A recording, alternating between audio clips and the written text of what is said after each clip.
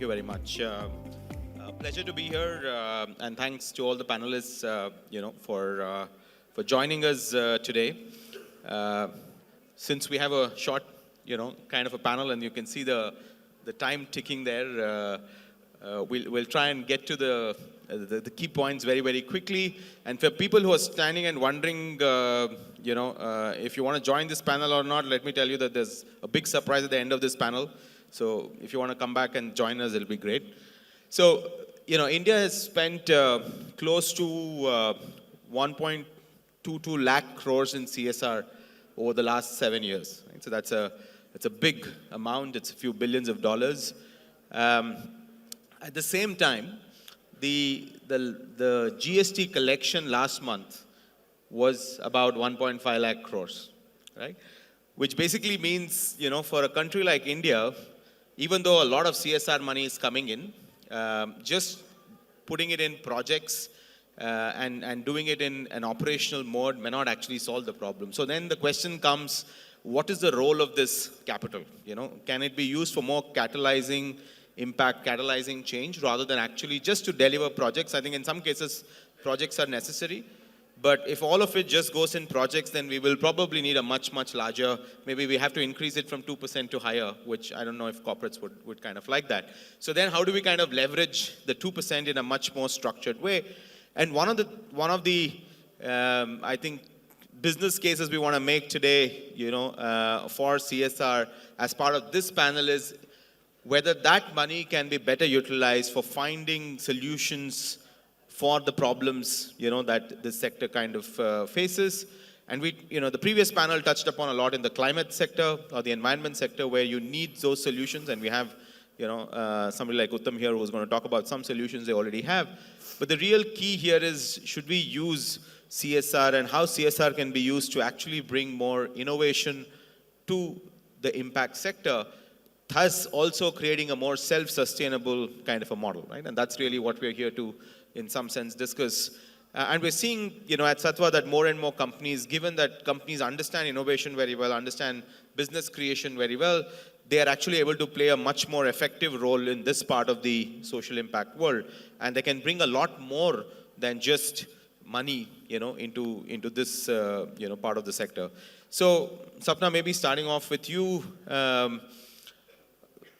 how, as a CSR, do you go about thinking about innovation, right? And when you also, and one of the things I hear from a lot of people who are leading the CSR function is it takes some education internally to also not just, move them in the direction of innovation, but also kind of, lay your finger on, what type of work you want to do in that space. So if you can tell us about Alstom's journey in that, your thought process, and what impact it has had both externally and also inside the organization, I think that will be very useful. Thank you very much, Krishna.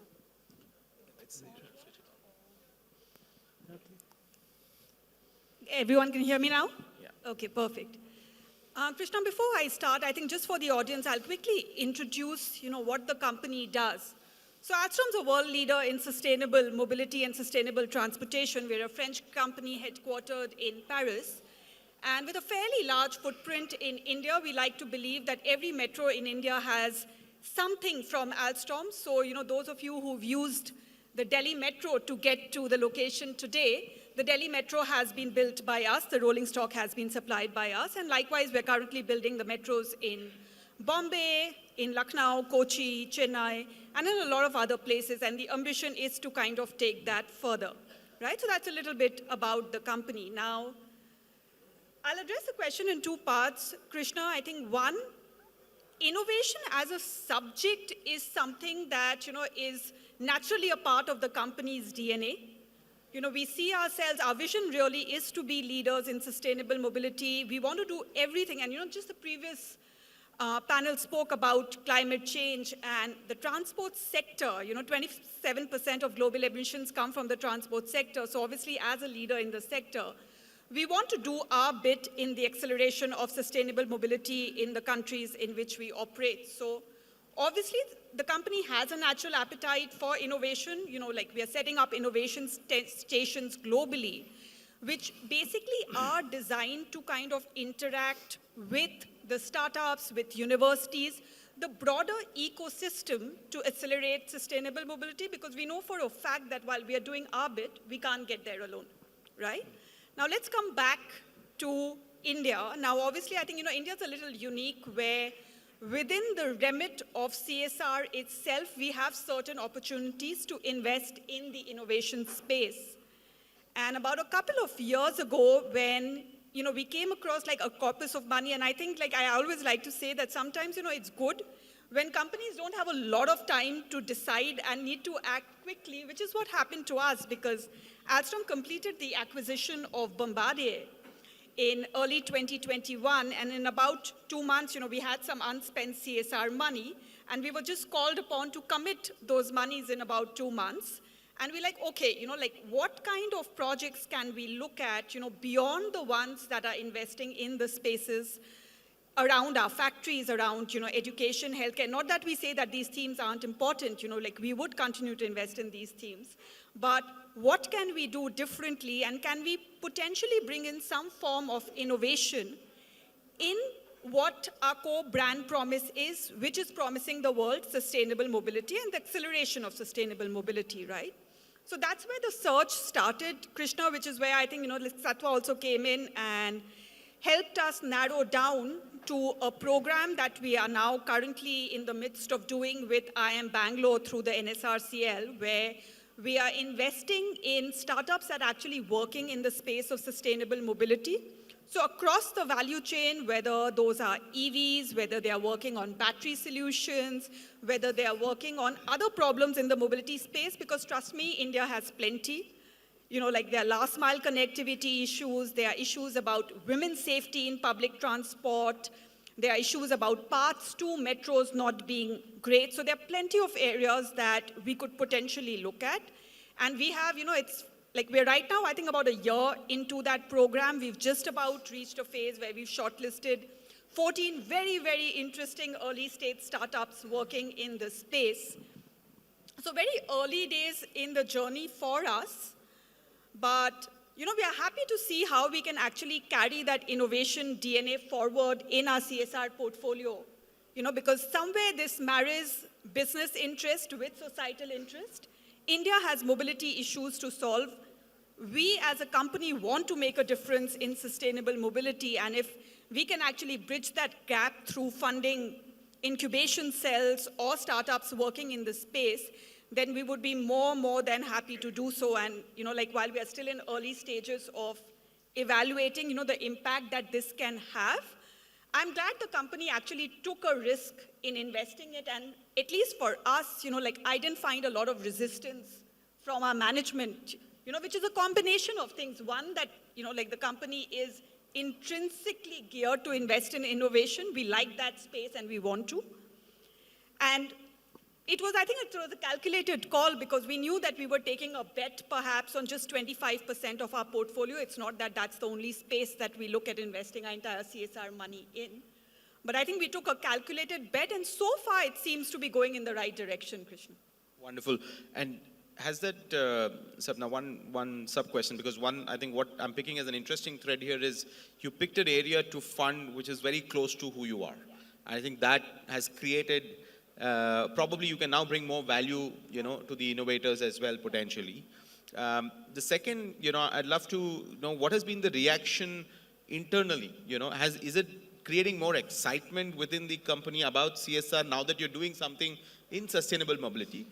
Yes, if you do stuff in other sectors, that's great, but this is a sector that like you said, you're a market leader in. Is there some excitement, have you seen something shift inside the company? I would definitely say there's a lot of excitement. So, to go back, back to about 6 months, when we announced the program, because obviously from the time that we committed to do, we signed the MOU with IIM Bangalore, it has taken us about a year to come down to the design and the construct of the program. So we actually officially announced the program only about 6 months ago. And I think I got a lot of positive traction internally, right from, like I said before, we're setting up innovation stations globally. So the first one for APAC is actually out of Singapore. We have a complete innovation team that sits out of our headquarters in Paris. And I had everyone reach out to me saying, Sapna, we want to be involved in this program. And these are the people, Krishna, that we've put on our board of mentees to these startups because, two things, I think. One, as being experts in the field of mobility, I think there's a lot of guidance that we can bring to these startups. Sure. The other is, through our reach in international markets, whether that's Singapore, whether that's France, and both these markets, whether it's Singapore and France, they're inherently, again, very, very high appetite for innovation. If we can potentially identify some startups from India working in these space and potentially give them access, either through mentorship or even as wider markets, I think it's a win-win for everyone. It's a win-win for the country, it's a win-win for us as a company, it's a win-win for the startups. Absolutely. I think that's a fascinating point, and it's almost you're opening a new door for more strategic volunteering through this as well, right? Absolutely. Because you can now engage your some of the key talent, and they're now bringing more than time, but they're bringing their skills into these startups as well. Absolutely. Chintan, before Arun I come, I want to kind of mix it up a little bit. Chintan, I'm throwing the question more, as somebody who's in the middle of this. You're an incubator. On one side, you have corporates coming to you. On the other side, you have the startups, and you're sitting in between, right? Tell us what it is to sit in between, this expectation from both sides, because this part of the ecosystem is still evolving, and even the questions like, how do I measure this impact, and the questions of what kind of startups should I kind of bring to the table. Everybody has their expectations. The companies have certain expectations. The donors have some expectations. So as, CIIE or IIM Ahmedabad, sitting in the middle, what do you see and what have been your learning and trends? And are you in favor of growing more startups getting funded by CSR? Thanks, Krishna. Again, a fairly interesting question. And as you mentioned, given that we are positioned in that middle where we are working with startups, and we have been working with startups for last 14, 15 years. So that's been something which has been going on for quite some time. And a lot of us in the team have been startup founders. So our understanding of the startup side of things is much better. But CSR is, of course, a more recent phenomenon. CSR investing in innovation, CSR investing in startups is a recent phenomenon. But I think there's been significant headway that we have seen over the last 5 to 7 years, I would say. It used to be really challenging trying to explain to CSRs why they should invest in startups or social enterprises. I guess a lot of CSRs would want to see a direct impact coming on, whether it's health or education. And in the case of startups, it's really supporting startups who may be working in health. And once they become successful, they will then implement. And there's no guarantee that a startup will succeed. There's a significant mortality that also happens. You may pick up 5 startups to support. 3 of them may not sort of go any further. So I think these kind of things kind of perspective is I think the biggest challenge that we have faced while working with CSRs. But what we have seen is that once we are able to work significantly for a period of time with CSRs, with their board, we are able to give them examples. I would in fact take a analogy that it's very similar to an HNI who is used to investing in real estate, now trying to become an angel investor, right? So there it's very direct. You're sort of investing in land and you can see the prices go up. Ki 3-5 saal mein, there's a certain kind of a return because your peers have got it. But here there is a significant amount of risk. You'll have to take a portfolio approach, but potentially the returns could be even higher. So I think it's that sort of an analogy that it's long term. You need to take a bit of a portfolio approach. You need to sort of stay invested. But as Sapna was mentioning, there are other collateral benefits. The corporate employees can start getting engaged. It's more exciting, and the impact can be more sustainable and long term. So I would say and I think on the startups side, there is not much of a challenge because a lot of these programs, whether it's an accelerator program or a grant challenge or a seed funding program, have been seeded through Department of Science and Technology and Atal Innovation Mission, etc. Those have been going on for a long time. So the startup side is pretty well established. How it fits into the CSR perspective and how CSR kind of sees this as also creating impact is, I think, the evolving thing. It is still evolving, but as I mentioned, there's been significant progress in the last 3 to 5 years. But it's really a mindset sort of an issue. It's really staying invested for 3 to 4 years, and then the impact coming in, and the impact can be more sustainable and significantly more scalable as sort of investing in a project. Got it. So two follow-ons, Chintan. One, any example of a good partnership between a CSR and a startup that you have seen just take off, over the, what you would consider a success story? I think it'll be good for the audience to a little bit hear about it. The second, you talked about a grand challenge or an accelerator, incubator. What are these things? Are there different ways a CSR can get involved with you? Yeah, maybe I'll answer the second question first and then go on to the first. So typically, a startup incubation center like NSR Cell in IIM Bangalore or CIIE in IIM Ahmedabad or other incubation centers would have 3 or 4 products based on the life cycle of a startup. A startup typically will start at an ideation stage. They will prototype. Then there is something known as an MVP, which means that you try and validate the commercial viability of the prototype, and then you get ready for growth. So these are 4 stages that a startup goes through. And in the 4th stage is when you look at VC funding and more commercial institutional sort of funding. So for these 3 or 4 stages, we will have to, the risk sort of goes down as a startup goes further. So we have programs, incubation centers will have programs to support startups at each of these stages. So at an ideation stage, we could have a hackathon, etc., which will help them come up with better ideas, sort of prototype, do some rapid prototyping, things like that. At a prototyping stage, we would have something like what is called as an entrepreneur in residence program, where we'll support a start, because prototyping stage is typically long drawn. You will have to do multiple pivots, multiple experiments. But that's also a very interesting phase where innovations can really come up. Really disruptive innovations can come up. At an MVP stage, you typically have accelerator programs where we try and help them figure out who's the customer, what's the unit economics, how do you sell, what channels, etc., at a very small scale. And then we get them ready for growth. So essentially, I can go into details, but just to give a sense that these are the 4 stages, and therefore we have a lot of programs in all of these 4 stages. Coming to your first question, Krishna, so I think one partnership that we have had with SAP, it's been a long-drawn partnership. And the interesting thing about that was it started with exactly in these 4 stages. So they wanted to look at promoting entrepreneurship in tier 2, tier 3 cities. So our first engagement with them was more of doing sessions and promoting entrepreneurship, going to colleges, doing some hackathons, etc. Over the next couple of years, we then started doing, the EIR kind of prototyping grants. So the idea was that once an ecosystem is built, now we start looking at some of these folks who have ideas and can we convert them into prototypes. And we give them grant, we give them support, connect them to technology institutes for prototyping, etc. And later, towards the last couple of years, we have been doing accelerator programs, regional accelerator programs in Rajasthan, Gujarat, and also supporting these startups with seed funding. So our relationship has also kind of matured as we have seen the ecosystems matured in the tier 2, tier 3 cities of at least Gujarat and Rajasthan. And it's been a fairly successful program. Some of our biggest successes, maybe they're not unicorns, etc., but some of the very interesting startups have emerged from this program.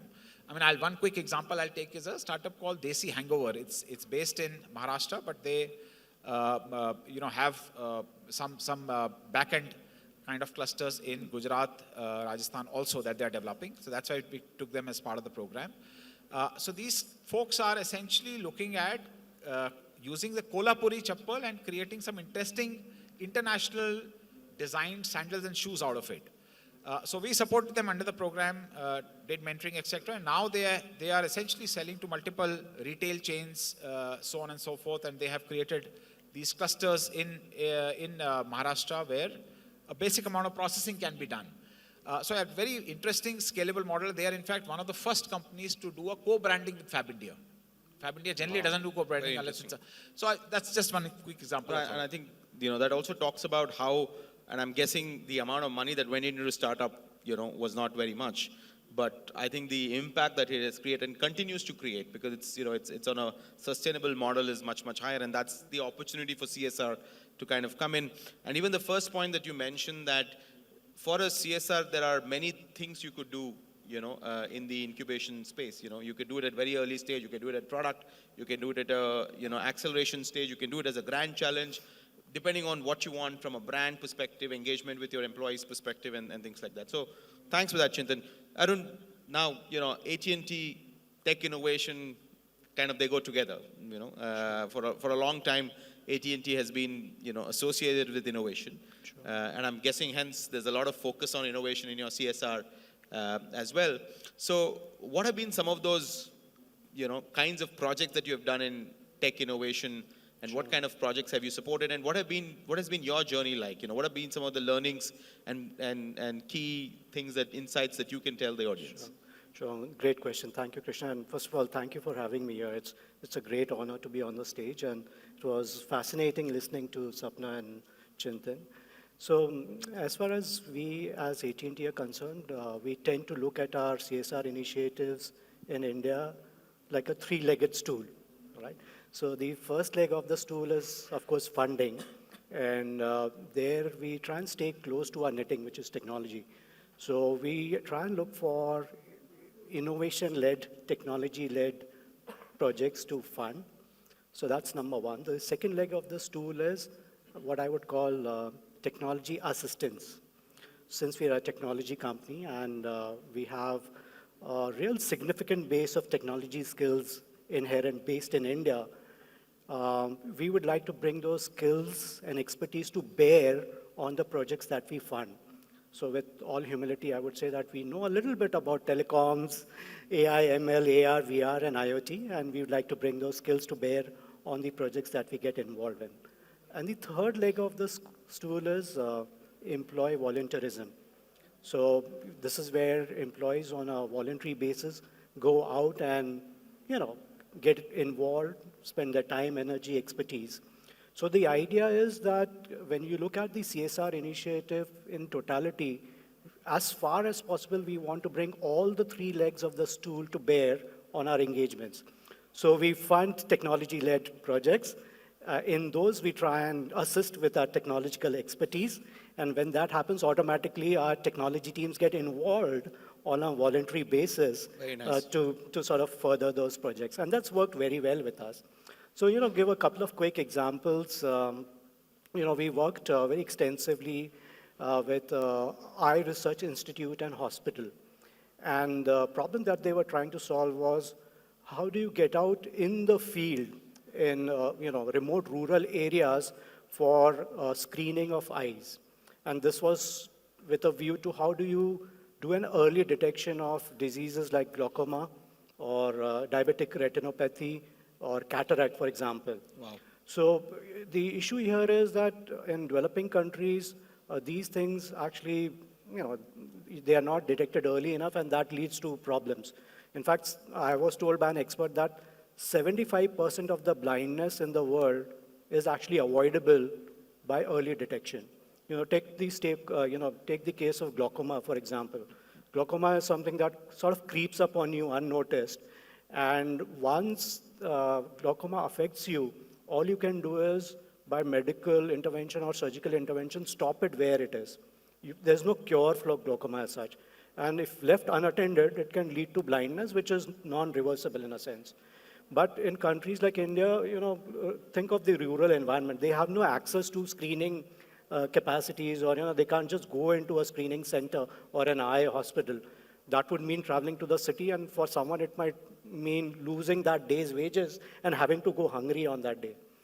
Whereas on the other side, on the hospital side, if you see the apparatus that is used for eye screening, the systems that are used, they're not amenable to be mobile. They cannot easily be taken out in the field, and there's also a lack of trained staff. So that was the problem that they were grappling with, and they got with us, and it required a different kind of thinking or approach. So they started a project which we funded and we also assisted with, and they developed an order of magnitude OM device, which is nothing but any virtual reality headset. So you take that headset, and it has, with the help of artificial intelligence, basically software-based screening. So you use that VR, and it does the screening automatically. It's an intelligent, clinical, fully-fledged eye screening system, which has embedded decision support inbuilt in terms of the software, and it throws up the anomalies, the eye anomalies, which, of course, when it is detected early enough, can lead to timely interventions. So that was an interesting project. Sort of connected project to that was, since you are screening real time in rural, distant areas, there's lack of connectivity. So how do you take those high resolution, heavy images and transport them live in real time back to the hospital? So we used some innovative, multiplexing techniques, where we took a lot of narrow bandwidth streams and converted into a broad highway, bandwidth highway, so that those large images could be streamed live back into the hospital for instant diagnosis. So the person doesn't have to go anywhere. The person gets screened at home and gets diagnosis and cure at home. So, and that makes a deep difference. Interesting. No, wonderful, fantastic example, and thanks for sharing it. And it's great to see how you're able to kind of take your expertise as a company and kind of apply. Can you also a little bit elaborate, Arun, on who was the recipient of this grant? How did that work structurally? Because I'm assuming you didn't work with an incubator. You worked on this innovation directly with either a startup or an NGO working in that space. And you might have multiple kind of players also coming together and your own tech teams working together. So how did you hold this all together? So the primary recipient was, of course, the Eye Institute and the hospital, because they have the domain expertise. We're not doctors, we're not medical practitioners. They have the domain expertise and knowledge, and therefore they can very well define what is the problem they're going to solve and what would success look like for them. And in the previous panel, someone was mentioning ecosystem. I think working with an ecosystem of partners, a trusted ecosystem of partners, is extremely important. Cultural fit is extremely important. So of course, we worked closely with the Eye Institute and the hospital, but they themselves had built a beautiful ecosystem of trusted partners, of which we were a significant portion. And then it's just get down to the task at hand and work together hand in hand. Wonderful. The reason I wanted you to talk about that, Arun, is because there are a lot of NGOs in the room. So the message clearly is that sustainable innovation is not just for the for-profit ecosystem. There's a lot of innovation that's possible in the NGO world, where they can actually kind of use CSR funding to try out new things, to try out, both technologically and through the, the models of impact, new things, and seek funding for that, rather than just for programmatic. Because if we assume that the solutions we have today will solve all the problems of today and the future, then we're clearly wrong, right? Which means we need to keep innovating and moving forward, from that perspective. So hopefully the NGOs also can take some, inspiration from this session and say, hey, this is not just for the startup ecosystem, it's also for us, and we can partner, with corporates on innovation as well. Absolutely, absolutely. So, Uttam, I know you're at the receiving end of this, in a nice way. You're one of the people who received the grant, and tell us, as an innovator, how was your experience of working with the CSR ecosystem, and what kind of things, and you can be very open. I know who your donor is. I won't tell them. What were some of the challenges and what were some of the opportunities? Thank you, Krishna. So I think it was a mixed experience, I would say, but the recent experience was really, really good. And we have received a lot of support, a lot of, hand-holding from the funding agencies, whether it's about the CSR grant or it's about any other funding that we have received so far. Yeah, sure. So we work in the space of sustainable sanitation and waste management. And the recent example that I was quoting was basically a grant that we had received for two of our innovations. One was a mechanical waterless urinal system, which kind of converts your existing flushing urinals into non-flushing. So you get to save a lot of water throughout the year. And the second innovation was developing a similar kind of system for women. So women face a lot of challenges while they visit public spaces, and there is the seat is soiled or the space is very dirty and they don't feel like visiting the loo. Also in the women's space, you see that since there is one single device which is used for defecation and urination, we used to, we kind of waste a lot of water in flushing, right?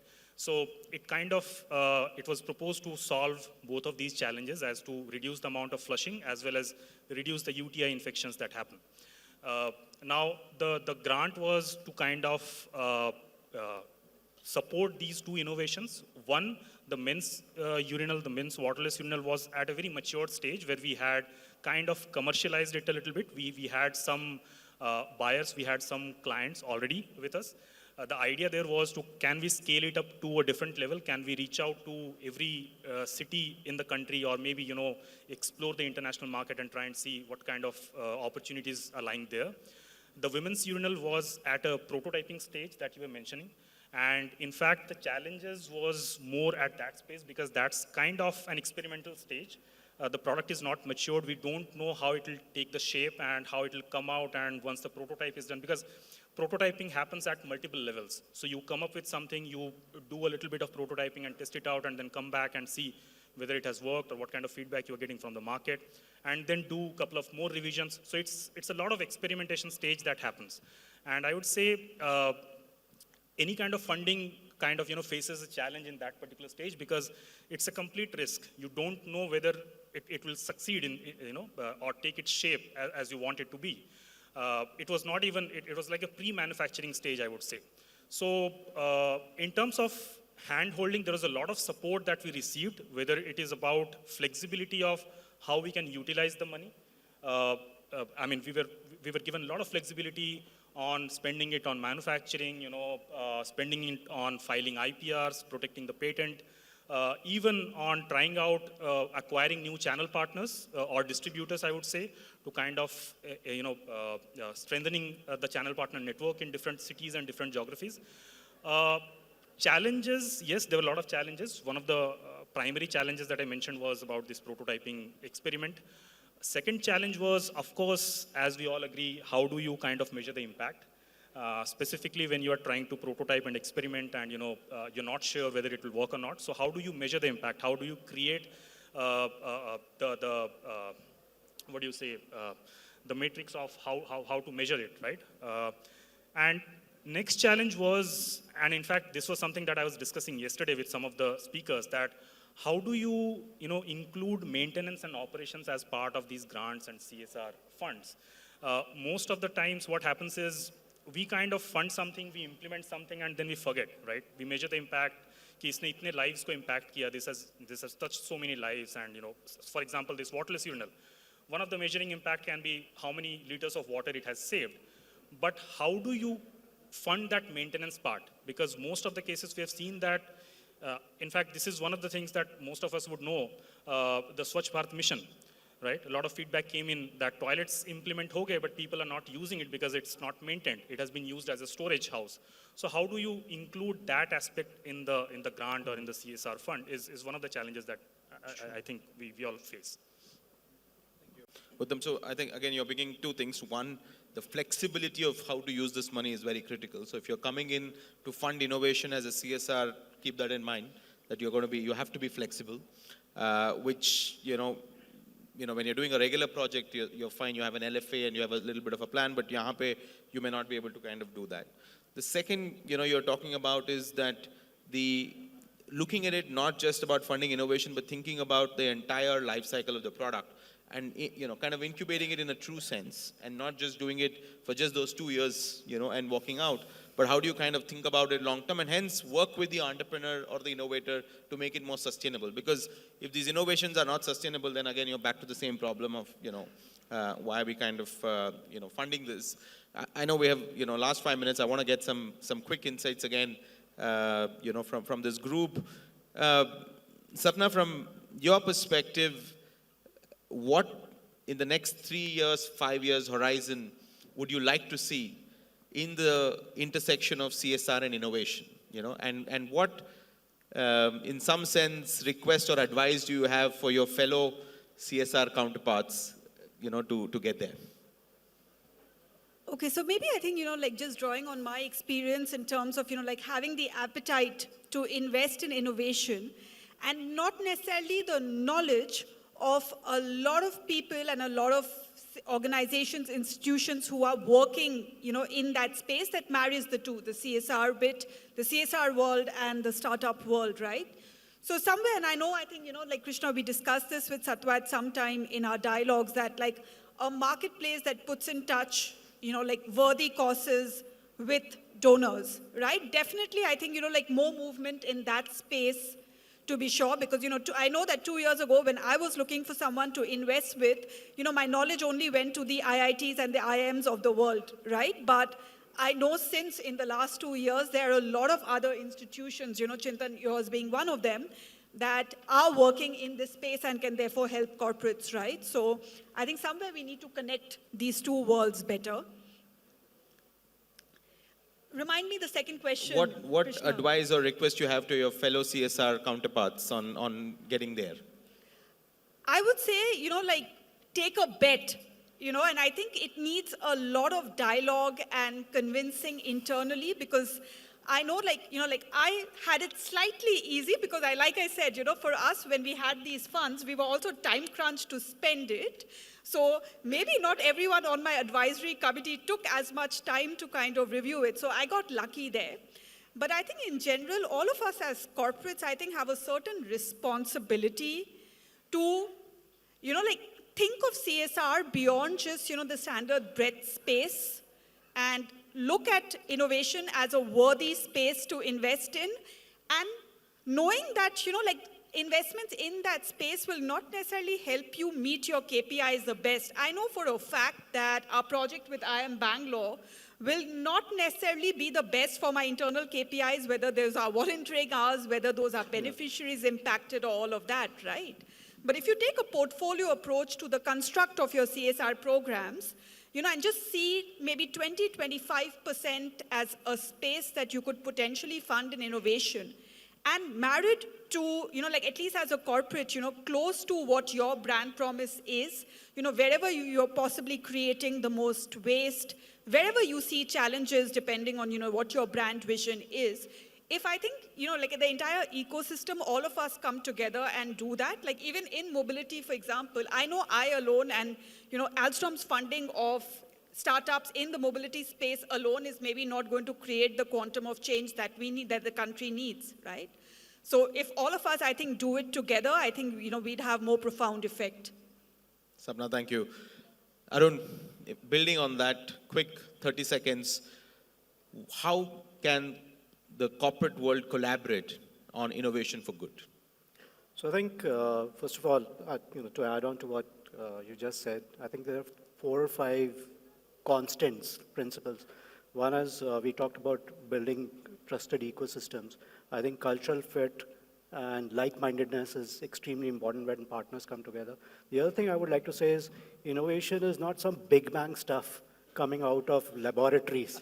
It can be small incremental stuff. Great point, yeah. It need not be, radically green stuff. It could be brownfield. So you take whatever is available and maybe you tweak it or repurpose it for the problem at hand. That's number 2. Number 3 is there will always be a risk of failure in these instances. But I would go on to say from experience that there is nothing called complete failure. Even if a project is struggling, there are a lot of positives to be drawn from that project, which can readily be applied to other similar adjacencies, I would say. There would always be adjacencies. Technology or innovation has a habit of working in a combinatorial fashion. So it's not compartmentalized. It is a homogeneous whole. So you need to recognize that homogeneous whole, and if there is a problem here, but the other parts are working well, you could sort of take those learnings and apply elsewhere, because these are adjacencies. The other last thing I would say is trust. I think everything is underpinned by trust, because visible results might take time to show up, and corporates are usually impatient animals, right? So you need to trust the people you're working with. You need to trust that commitment.